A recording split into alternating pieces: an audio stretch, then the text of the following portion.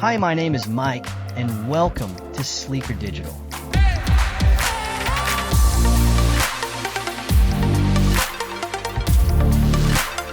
In this video, we will demonstrate the fundamentals of building a slider.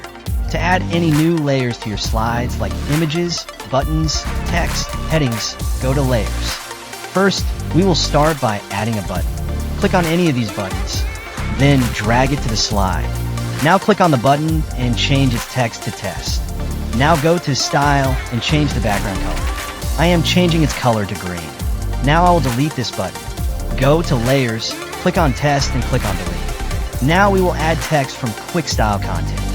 Click on any of these contents and drag it to the slide. I am changing its color to white. Now let's add a new layer. Drag it to the price. Now delete this layer. Now we will add an image from WordPress library. Select any image from the library and click on Insert. Adjust its size according to your needs. Now I'm going to change this picture.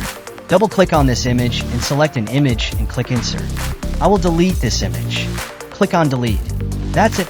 These were the fundamentals of building a slider. Subscribe to watch more tutorials on Slider Revolution.